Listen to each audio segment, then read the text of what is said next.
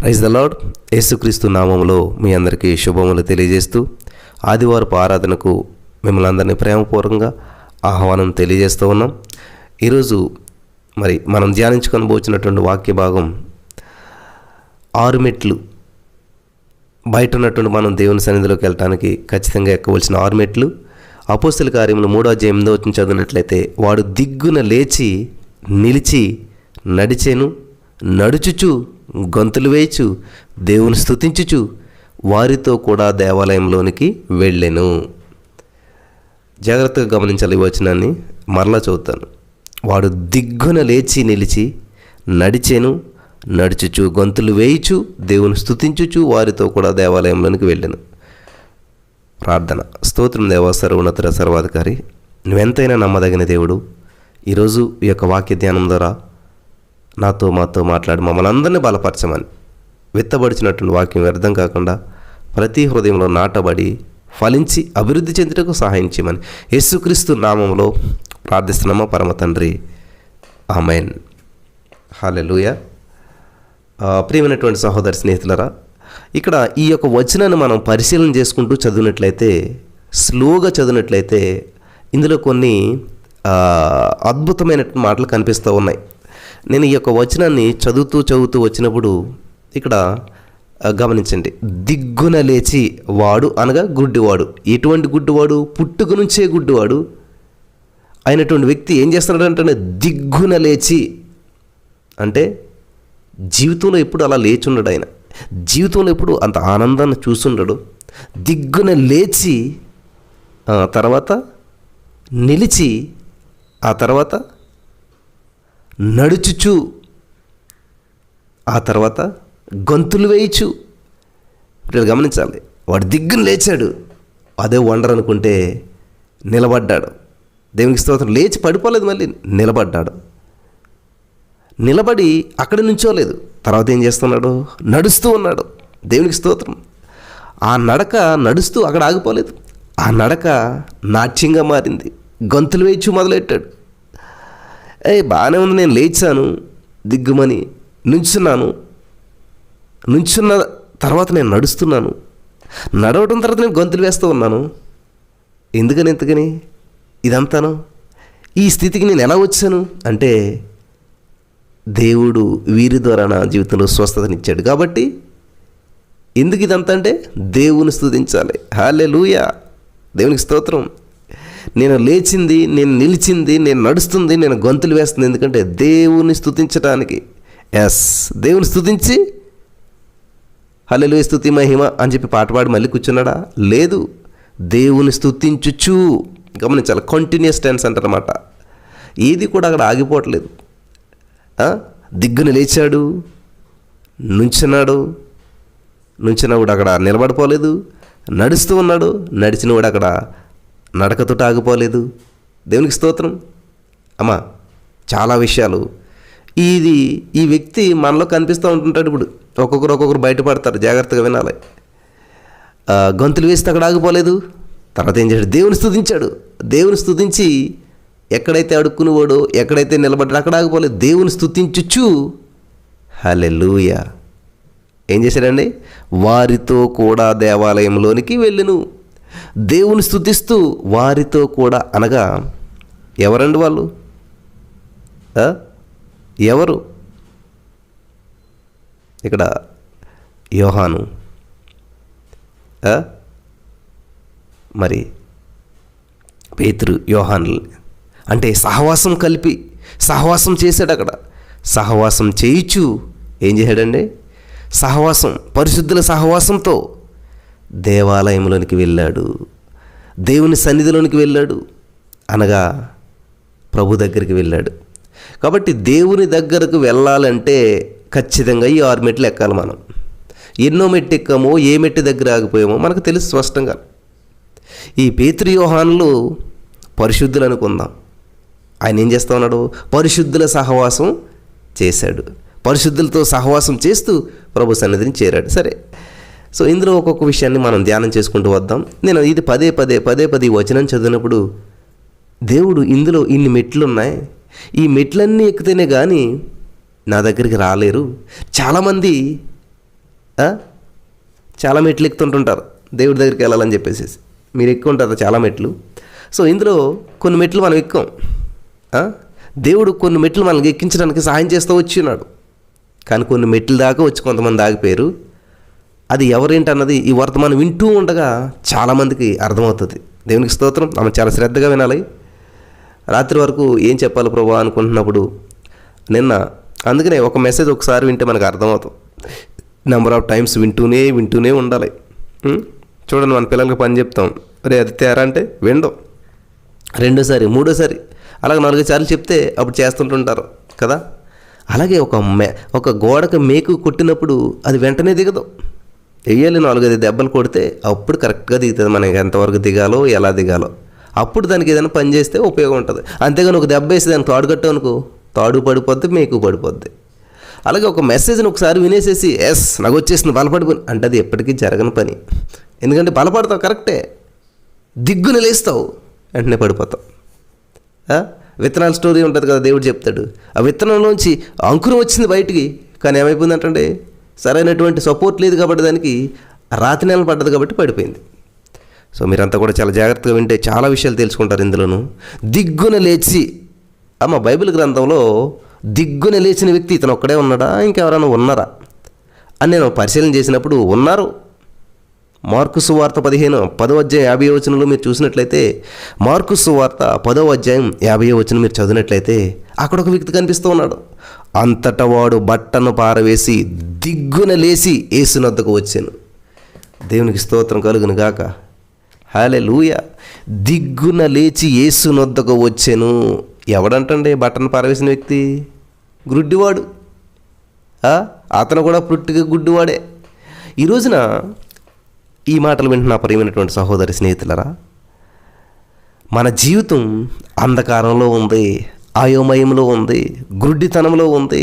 ఎక్కడికి వెళుతున్నామో, ఏం చేస్తున్నామో, ఎలా జీవిస్తున్నామో, ఏమి తింటున్నామో తెలీదు. ఆ గుడ్డివాడు రోజు తింటున్నాడు. ఏం తింటున్నాడో తెలుసా? గుడ్డివాడు రోజు నడుస్తున్నాడు. ఎక్కడికి నడుస్తున్నాడు తెలుసా? గుడ్డివాడు రోజు అడుక్కుంటూనే ఉన్నాడు, జీవితాన్ని గడిపేస్తూ ఉన్నాడు. ఈ రోజున మనం కూడా ఈ లోకంలో గుడ్డివారమే. చెప్పాలంటే ఎందుకు కష్టపడుతున్నామో తెలీదు. అంటారు కదా, ప్రసంగి భక్తులు అంటాడు, సూర్యునికి ఉన్నంత వ్యర్థమే, అంతా వ్యర్థమే వ్యర్థమే వ్యర్థమే. తెలీదా? తెలుసు. సంపాదించేది వ్యర్థం, ఉద్యోగం వ్యర్థం, ఇల్లు వ్యర్థం, బంగారం వ్యర్థం, అన్ని వ్యర్థమే. అయినా కూడా ఎందుకు పాకులు పడతాడంటే మనిషి వ్యర్థమైనటువంటి దానికోసం. అందుకనే ఎఫ్ఎస్సి పత్రిక 1:17 ఉంటుంది కదా, మీ ఆ మనోనేత్రం తెరవబడినట్లు ప్రార్థన చేసుకోవాలంటుండే. మన మనోనేత్రాలు మూయబడటం వల్ల మనం ఎందుకు కష్టపడుతున్నామో, సమయం లేదండి, టైం లేదండి, కుదరలేదు. ఎందుకనంట? ఉద్యోగం, పనులు, బాధ్యతలు, రెస్పాన్సిబిలిటీస్, ఈ లోకంలో ఎన్నో సమస్యలు చేస్తుంటే మనకి. పునః ఏమన్నా పరలోక రాజ్యం వెళ్తానికి ఉపయోగపడతాయా? ఇది ఉపయోగపడదు. ఎంతో కష్టపడి సంపాదించినటువంటి జీతం పరలోక రాజ్యానికి ఉపయోగపడుతుందా? ఉపయోగపడదు. ఎంతో కష్టపడి పని చేస్తాం, పునః అంతో కష్టపడి పని చేయడని చెప్పి దేవుడు పరలోక రాజ్యం రానిస్తాడా? లేదు. గమనించాలి ప్రియులారా, జాగ్రత్తగా వినాలి. అందుకనే ఈ ప్రార్థన మనం ప్రతిరోజు చేయాలని చెప్పి అపోస్తలుల 1:17 ఉంటుంది కదా, మన మనోనేత్రాలు తెరవబడాలని చెప్పేసి అక్కడ ఉంటుంది అనమాట. కాబట్టి మన మనోనేత్రం తెరవబడాలని చెప్పి మనం గుడ్డివారిగానే ఉంటాం. దిగ్గున లేచి, ఇక్కడ ఇద్దరు గుడ్డి వాళ్ళే. బర్తలోమే అనేటువంటి వాడు బట్టని విడిచి, దేవునికి స్తోత్రం కలుగును గాక, లేచి విడిచి, అక్కడ ఆ వ్యక్తి లేచాడు, విడిచాడు, బట్టను పారవేశాడు. వెంటనే ఏం చేశాడంటండి? యేసునొద్దకు వచ్చెను. దేవుడు మన యొక్క గుడ్డితనం నుంచి, మన యొక్క బంధకాల నుంచి, మన యొక్క సమస్యల నుంచి మనల్ని లేపేది, విడిపించేది ఎందుకును అంటే దేవుని యొద్దకు వస్తామని. గతంలో ఒక ఎగ్జాంపుల్ చెప్పాను మీకు. ఒక ఆమె పాస్టర్ గారి దగ్గరికి వెళ్ళి ప్రార్థన చేయండి అయ్యగారు అంటే ప్రార్థన చేస్తున్నాడంట. ఆ సంఘంలో అందరికీ అద్భుతాలు జరుగుతున్నాయి, ఆ సంఘంలో ఉన్నటువంటి అందరికీ స్వస్థతలు జరుగుతూ ఉన్నాయి. ఈవిడికి మాత్రం రావట్లేదు. రోజైంది, 10 రోజులైంది, నెల అయింది, ఎంతైనా స్వస్థత రావట్లేదు. అయ్యగారు నాకున్న వ్యాధి పోవట్లేదు, అందరికీ పోతుందంటే ఈ పాస్టర్ గారికి రోషం వచ్చి ఉపవాసాలు ఉండి ప్రార్థన చేస్తానే ఉన్నాడు. ప్రభా ఆలకించట్లేదు దేవుడు. ఇంక ఈ పాస్టర్ గారికి ఏంటంటే, ఏమైనా ప్రభా నువ్వు ప్రార్థన ఆలకించాలి, నువ్వు సమాధానం ఇవ్వాలి, అప్పుడు వరకు నేను భోంచేయను అని చెప్పి ఉపవాసాలు ప్రార్థన మొదలుపెట్టాడంటే ఆవిడ కోసం. రావట్లేదు సమాధానం, పాస్టర్ గారు వీక్ అయిపోతున్నాడు. ఇంకా సరే అని చెప్పి దేవుడు వచ్చి, ఏంద్రా నీ బాధ అని చెప్పని అడిగాడంట. ప్రభా చిన్న చిన్న ప్రార్థన చేస్తే అందరికి అద్భుతాలు చేసావు, వీడి కోసం ఇంత ఘోరంగా ప్రార్థన చేస్తున్నాను, ఎందుకని ఆవిడ జీవితంలో అద్భుతం చేయట్లేదు అంటే, అప్పుడు ఆ వ్యక్తికి స్క్రీన్ మీద ఒకటి చూపించాడంట. ఇదిగో ఆవిడ లైఫ్ స్టోరీ ఇది. ఆవిడకి స్వస్థపరచిన 2 నిమిషాల పని, కానీ ఆవిడ ఆలోచన ఏంటి తెలుసా? స్వస్థత పడిన తర్వాత మరలా తన వ్యాపారం తను చేసుకోవాలనుకుంటా ఉంది. వ్యాపారం చేసుకుంటే తప్పేంటి ప్రభా? ఏంటి తెలుసా వ్యాపారం? ఆవిడకి వచ్చిన జబ్బు ఏంటి తెలుసా? ఎయిడ్స్ వ్యాధి. ఎందుకు వచ్చిందో తెలుసా? తన శరీరాన్ని అమ్ముకుంటుంది. పోనీ దేవుడు ముట్టి స్వస్థపరిచి బాగు చెప్తే దేవుని స్తుతిందారే, దేవుని దగ్గరికి వెళ్దారే, దేవుని సన్నిధి మారకుండా వెళ్తారని కాదు ఆవిడకి ఆలోచన. నీ దగ్గరికి వచ్చింది, ఆ స్వస్థత పొందుకుంటే ఆ శరీరంలో ఉన్నటువంటి వ్యాధి, ఆ ఎయిడ్స్ వ్యాధి పోయినట్టయితే మళ్ళా ఆవిడ బిజినెస్ స్టార్ట్ చేసుకుంటారని, మళ్ళా లోకానుసారంగా జీవిందారనుకుంటుంది.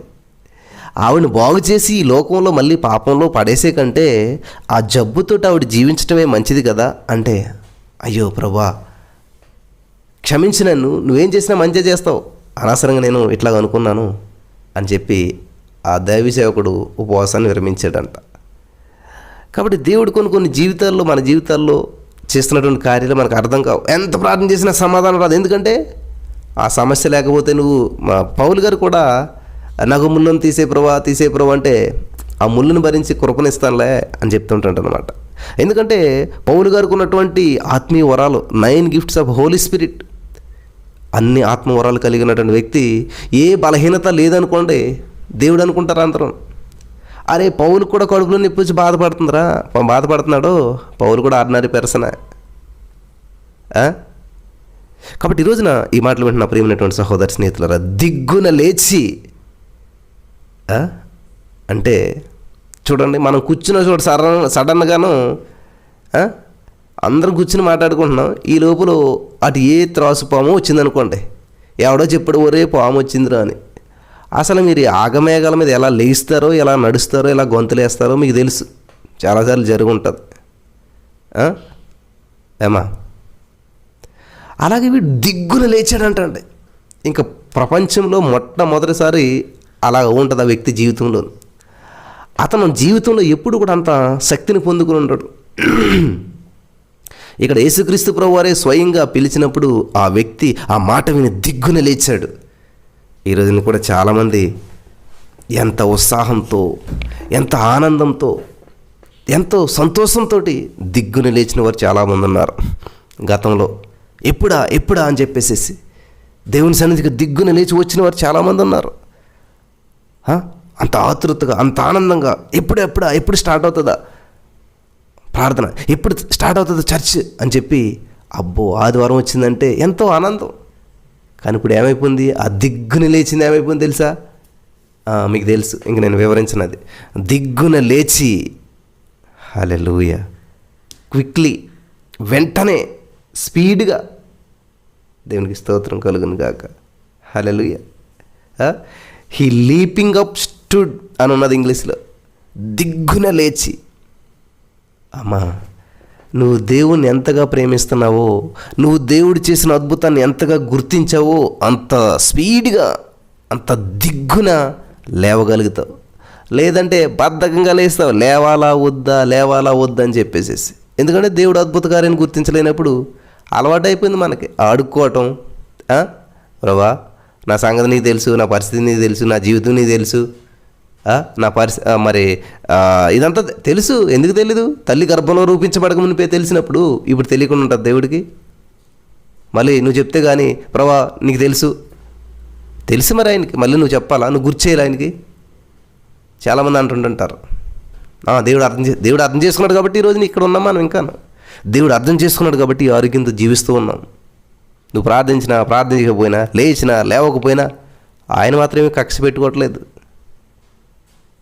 వినాలి పిల్లరా, జాగ్రత్తగా వినండి. ఆడు వెంటనే లేచి బాగుంది, మొదటి స్టెప్ ఎక్కారు. చాలామంది ఎక్కుతారు మొదటి స్టెప్, అంతే అక్కడితో ఆగిపోతారు. ఎస్ దేవుడిచ్చాడు శక్తి అని చెప్పి దిగ్గును లేస్తారు. ఆర్థిక సమస్యల నుండి, అనారోగ్య సమస్యల నుంచి, డిప్రెషన్ నుంచి లేచి నుంచి ఉంటారు. Very good. ఎందుకంటే దేవుడి శక్తి, వాక్యపు శక్తి వాళ్ళలోకి వెళ్ళినప్పుడు ఆ వాక్యం విన్న వెంటనే ఎస్ దేవుడు నాతోటి మాట్లాడాడని దిగ్గుని లేచి కూర్చుంటారు. ఆ సమస్య నుంచి పైకి లేస్తారు. మంచిది. లేచి పడిపోతారు. వెలిగించబడి వెనక్కి వెళ్ళిపోయిన వాడిని మరలా వెలిగించడం కష్టమని చెప్పి పౌలు గారు చెప్తుంటుంటాడు. చాలామంది దిగ్గుని లేస్తారు ఇట్లా స్పార్క్ లాగా. తారాచౌవ చూడండి, ఇట్లా వెలిగించినట్టునే సప్పని దిగ్గుని పైకి వెళ్ళిపోతుంది అది ఆకాశంలోకి. అక్కడ ఉంటుందా? ఉండదు. వెళ్ళినటువంటి కొన్ని క్షణాల్లోనే ఎంత స్పీడ్గా వెళ్ళినంతకి ఎందుకు వచ్చేస్తుంటుంది అన్నమాట. ఆత్మీయ జీవితం కూడా ఇలా ఉంది ప్రియులారా. దిగ్గును లేచారు, బాగానే ఉంది. ఆ ఉత్సాహం ఉన్నదా? దేవుడు చెప్తున్నాడు, నీ మీద తప్పు ఒకటి మోపవలసింది. ఏంటా తప్పు? మొదట నీకుండిన ప్రేమ ఇప్పుడు లేదు. ఎప్పుడైతే దేవుని ప్రేమిస్తామో అబ్బో ఏం చేస్తాం? యేసు ప్రభువా మన ఇంటికి వచ్చాడు అనుకోండి, ఇప్పుడు ఏం చేస్తాం? అబ్బా మంచి కుర్చీ వేయాలి దేవుడికి, మా ఇంట్లో ఉన్నటువంటి బెస్ట్ బెడ్షీట్ ఏదో ఆ కుర్చీలో వేయాలి, యేసుక్రీస్తు ప్రభు కాలు కింద పెట్టేయాలి, యేసుక్రీస్తు ప్రభుకి మా ఇంట్లో ఉన్న బెస్ట్ వంటకం ఇది అనుకుంటారు లేదా? మరిది అంతే. ప్రతిరోజు దేవుడు మన దగ్గరికి వస్తుంటుంటాడు. మన హృదయాన్ని క్లీన్ చేసుకుని నా హృదయాన్ని బెస్ట్గా ఇవ్వాలి దేవుడికి అని అనుకోవాలి కదా. మరి అదే దేవుడికి ఇవ్వటం అంటే. దేవునికి స్తోత్రం. నిజంగా దేవుని ప్రేమిస్తే దేవుడు మన దగ్గరికి వస్తుంటే హాయిగా నిద్రపోతామా? ఏమా నువ్వు ఇష్టపడినటువంటి వ్యక్తి, ఒక స్త్రీ వివాహం చేసుకుందనుకోండి, మ్యారేజ్ సెట్ అయిందనుకోండి, ఫస్ట్ పెళ్లి కొద్ది ఒకటాకే పెళ్లి కొడుకు వస్తున్నాడు అనుకోండి, పొద్దుట 6 గంటలకు వస్తాను అన్నాడు అనుకోండి, ఆయన జాబ్ ఉంది వెళ్ళిపోవాలి కాబట్టి 6 గంటలకు వచ్చి వెళ్ళిపోతాను అన్నాడు అనుకోండి, పెళ్లి కూతురు ఏం చేస్తుంది? 7 గంటలు ఇస్తుందా?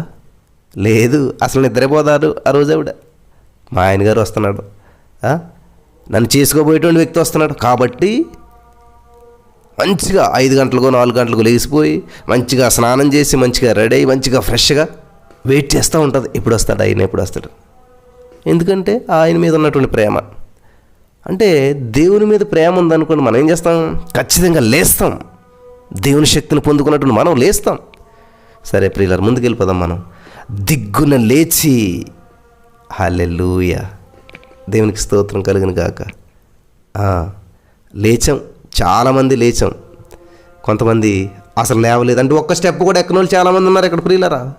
ఆధ్యాత్మికంగా దేవాలయం అనగా దేవుని సన్నిధి అనగా దేవుని దగ్గరకు వెళ్ళాలి అంటే మనం, నా ప్రియమైనటువంటి సహోదరి స్నేహితులరా, చాలా జాగ్రత్తగా ఉండాలి. ప్రకటన గ్రంథం 2:4 దేవుడు చెప్తున్నాడు, ఆయనను నీ మీద తప్పు ఒకటి మోపవలసి ఉన్నది. ఏంటంటే మొదట నీకుండిన ప్రేమను నీ వదిలితివి, మొదట నీకుండిన ఆసక్తిని వదిలితివి. అదే తప్పు. ఉన్నదా మొదట ఆసక్తి, మొదట ఉన్న ఇంట్రెస్ట్, మొదట ఉన్నటువంటి ఆ ఉద్రేకం, ఉత్సాహం ఉన్నాయా? పరిశీలన చేసుకుందాం ఒకసారి.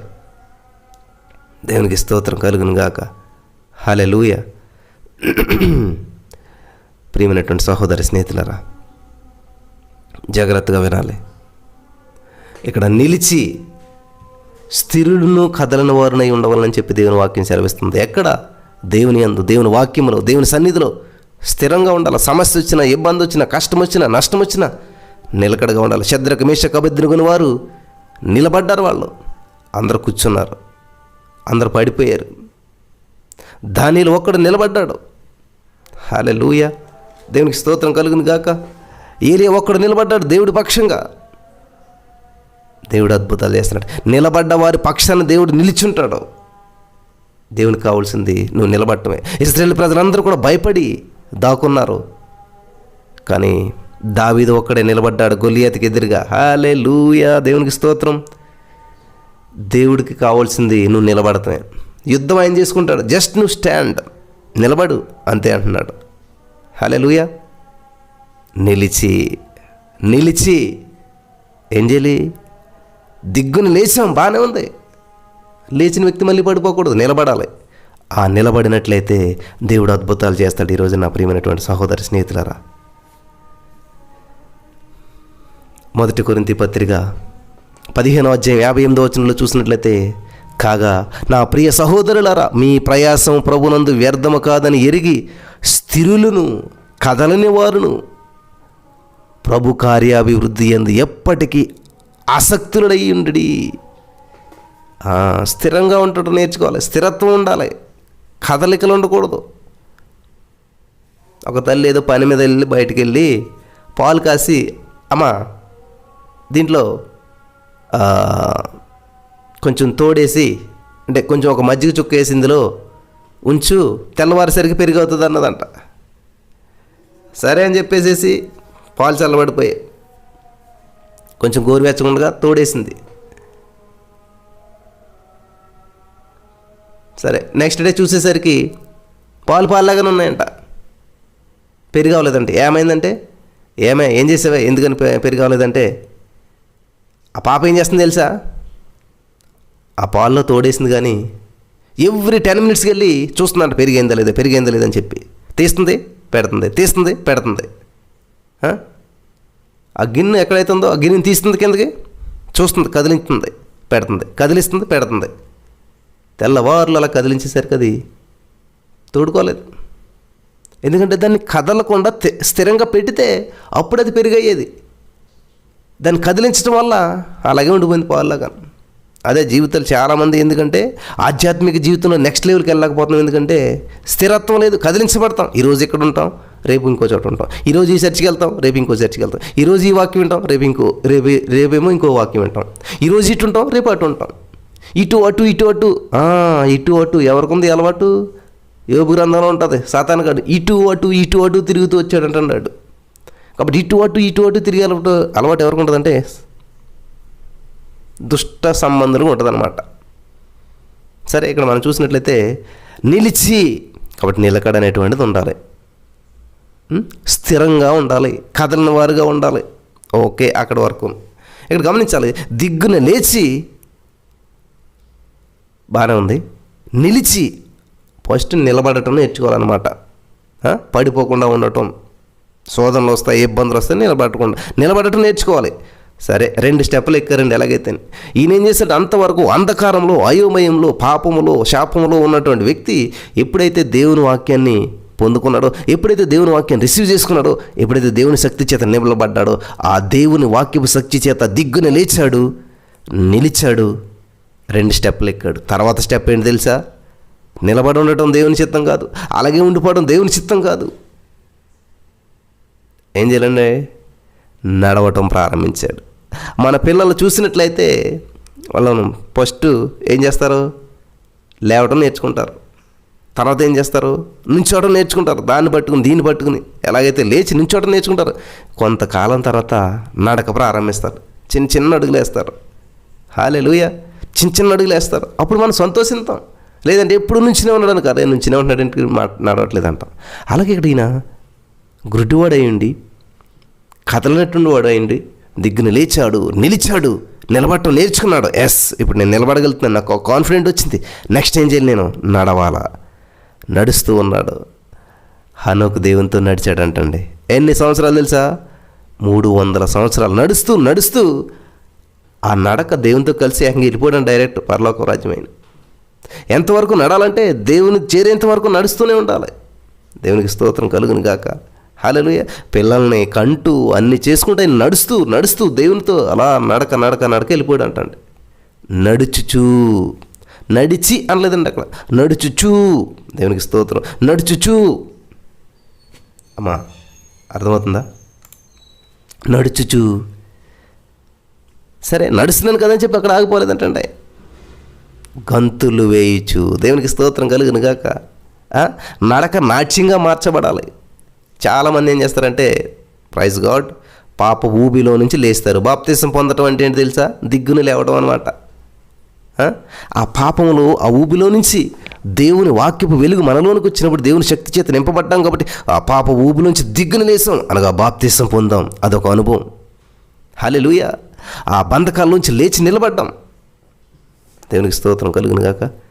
నిలిచిన తర్వాత నెమ్మదిగా అడుగులు ప్రారంభిస్తూ ఉన్నాం. చర్చికి రావడం మొదలుపెట్టాం, దేవుని వాక్యం వినటం మొదలుపెట్టాం, బైబిల్ చదవటం మొదలుపెట్టాం, బైబిల్ పాటలు పాడటం మొదలుపెట్టాం. దేవునికి స్తోత్రం. గంతులు వేయచ్చు, అనగా ఉరుకురికి పని చేయ ఆరోగ్యమిచ్చావయ్యా.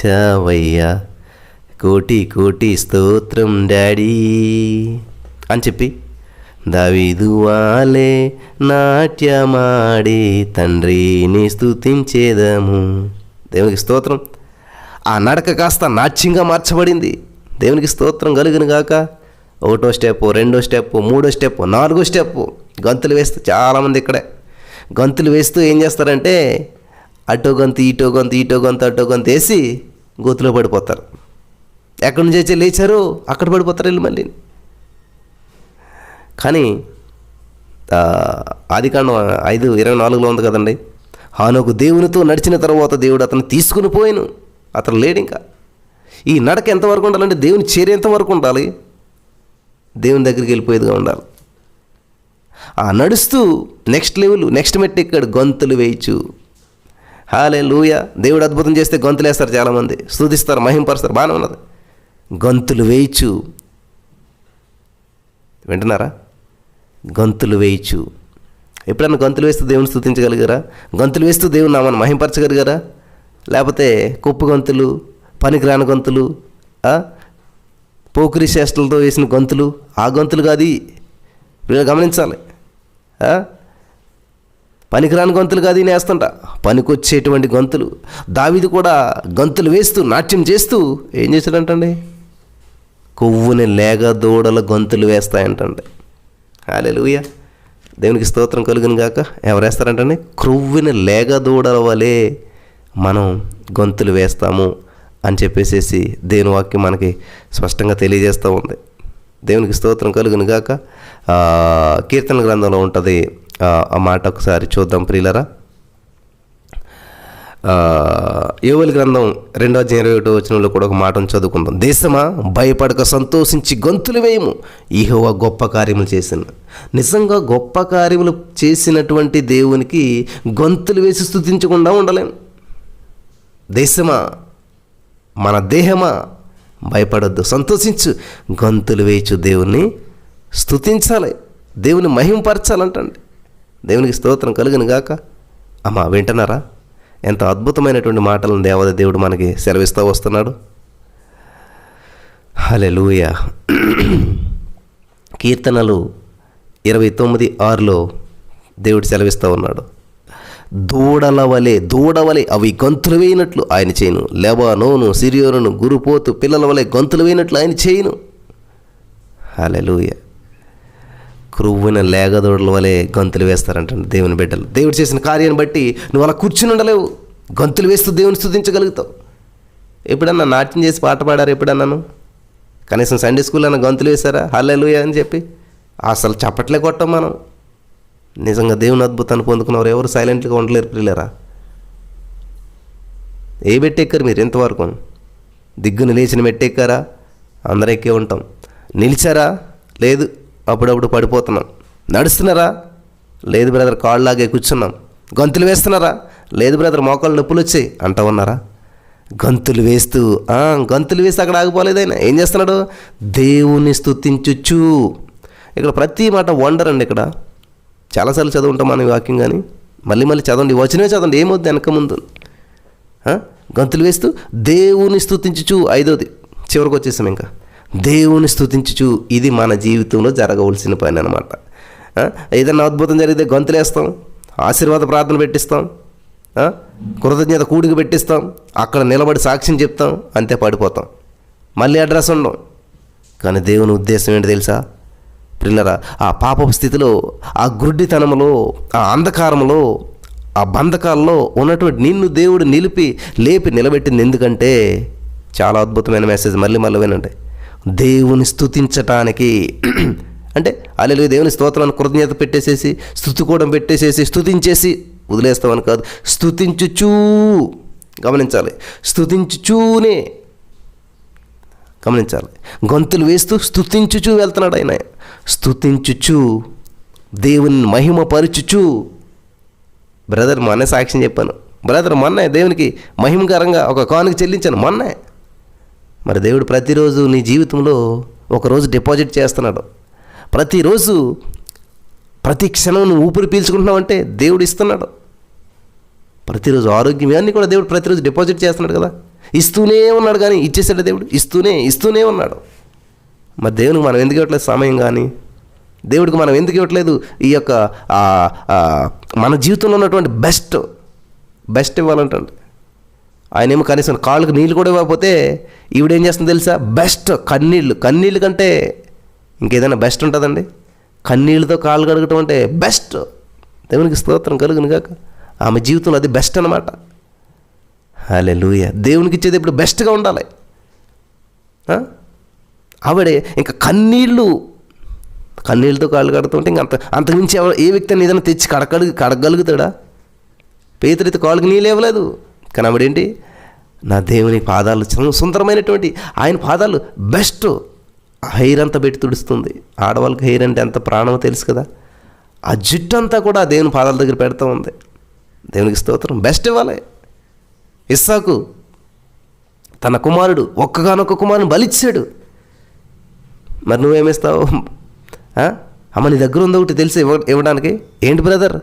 నీ నిద్రను బలి ఇవ్వాలా? నీ నిద్రను బలిమ్మని అడుగుతున్నాడు దేవుడు. నువ్వెంతగా ప్రేమించేటువంటి ఆ నిద్రను బలిమ్మంటున్నాడు దేవుడు. ఇస్తావా?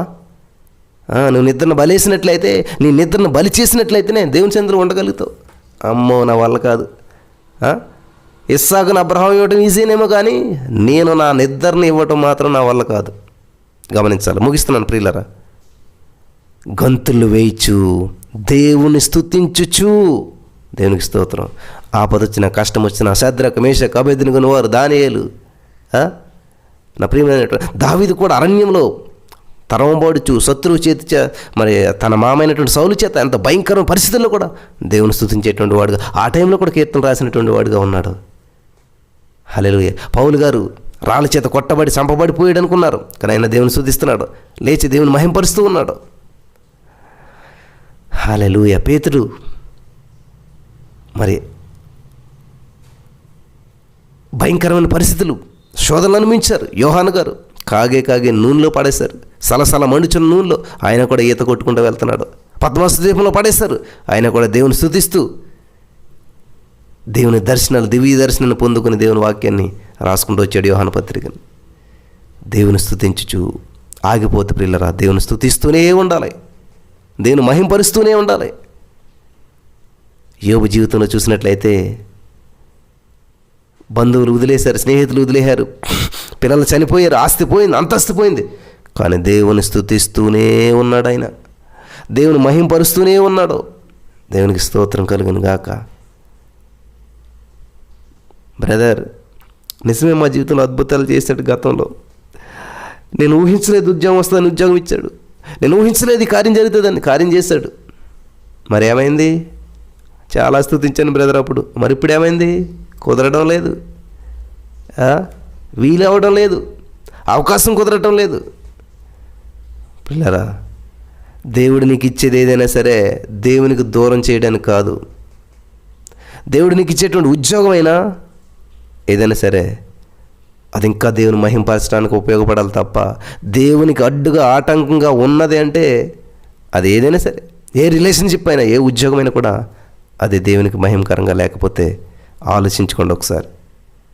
చివరి పాయింట్ ప్రియులరా, చివరి పాయింట్. గంతులు వేయిచు ఏం చేశాడంటే ఆయన దేవుని స్తుతించుచు, దేవునికి స్తోత్రం, వారితో కూడా. అంటే ఏంటి? సహవాసం కలిగి దేవాలయంలోనికి వెళ్ళాడు. అంటే ఎక్కడికి వెళ్ళాడు? దేవుని దగ్గరికి వెళ్ళాడు. కాబట్టి నా జీవితంలో అద్భుతం జరిగింది కాబట్టి ఇంకెవరిని పట్టించుకోను, నాకు ఎవరితో సంబంధం లేదు. ఏమా పేతురు యోహానులు స్వస్థపరిచారు కాబట్టి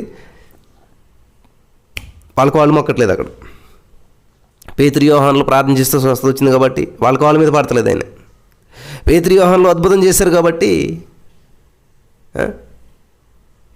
దేవుడు అద్భుతం చేశాడు, వీళ్ళు ప్రార్థన చేశారు అని చెప్పేసి వీళ్ళని పట్టించుకోకుండా పరుగు వెళ్ళిపోయి దేవుని సందులోకి వెళ్ళిపోయి సాక్ష్యం చెప్పట్లేదు. దేవుని సందులోకి ఆలయంలోకి పరిగెట్టుకుని వెళ్ళిపోవట్లేదు, దేవాలయంలోకి వెళ్ళాడంట. 6వ పాయింట్. ఎలా వెళ్ళాడు తెలుసా? వారితో కలిసి. ఇది చాలా ఇంపార్టెంట్. వారితో కూడా. వారిని పక్కన పెట్టేలేదు, వారిని మర్చిపోలేదు. ఇదే వచ్చింది చాలామంది దగ్గర. మర్చిపోతుంటుంటారు, విడిచిపెట్టేస్తుంటుంటారు. కానీ ఈ వ్యక్తి ఏం చేశాడు తెలుసా? దేవుని స్తుతించేటువంటి స్థితికి వచ్చాడు. మంచిదే, అంతవరకు గుడ్డివాడు కానీ ఇప్పుడు చూడగలుగుతున్నాడు. అంతవరకు లేవలేనటువంటి వాడు ఇప్పుడు గొంతులు వేయగలుగుతున్నాడు. అంతవరకు అదే స్థితిలో కూర్చున్నాడు కానీ ఇప్పుడు లేచాడు, దేవుని స్తుతించేటువంటి వాడిగా మారాడు. అంతవరకు స్తుతి అంటే తెలియదు, ఇప్పుడు స్తుతిస్తున్నాడు, గొంతులు వేస్తున్నాడు, ప్రార్థిస్తున్నాడు. వండర్. కలిసి పేతురు యోహానులతో కలిసేటువంటి స్థితికి ఎదిగిపోయాడు. వెరీ గుడ్, దేవునికి స్తోత్రం. పేతురు యోహానులతో కలిసేటువంటి స్థితికి ఎదిగాడు. అంతగా దేవుడు హెచ్చించాడు. ఇప్పుడు సమానమైపోయాడు, పేతురు యోహానులతో సమానమైపోయాడు. పేతురు యోహానుల వలె తను కూడా స్తుతించగలుగుతున్నాడు, తను కూడా గొంతులు వేయగలుగుతున్నాడు, తను కూడా ప్రార్థించగలుగుతున్నాడు. ఎందుకని ఆ స్థితికి రప్పించాడు తెలుసా? దేవుడు వారితో కలిసి ఉంటావని. హల్లెలూయా. ఎందుకని దేవుడు నీకు అంత జ్ఞానం ఇచ్చాడు తెలుసా? వారితో కలిసి ఉంటావని. ఆయన ఏం చేశాడు తెలుసా?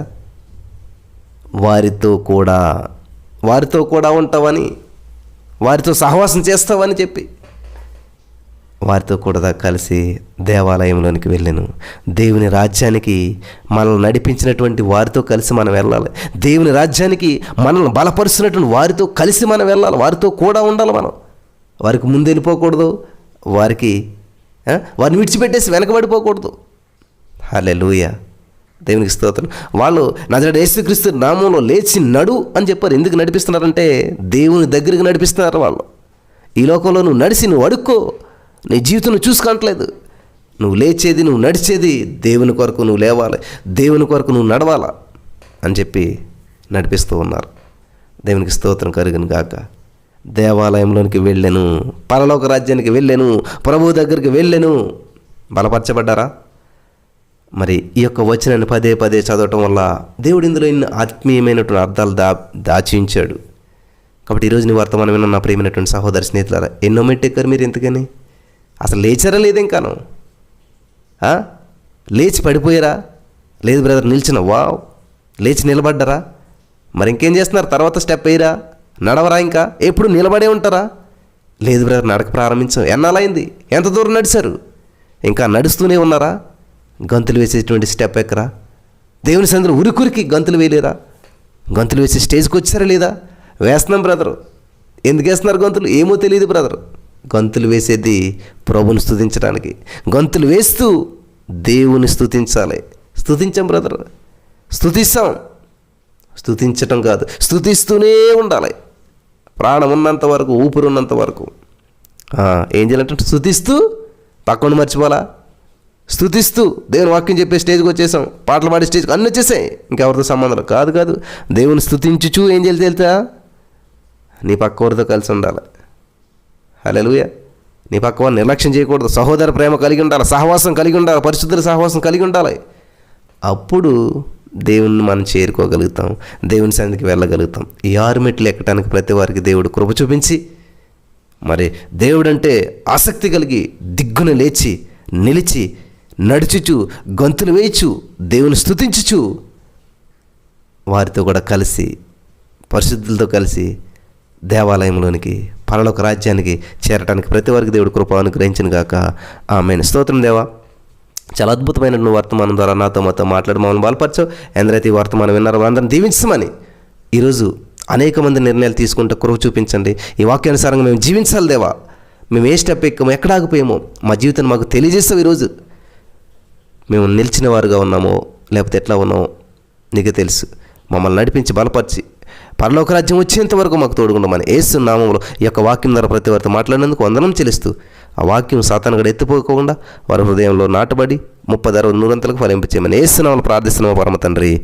ఆమేన్.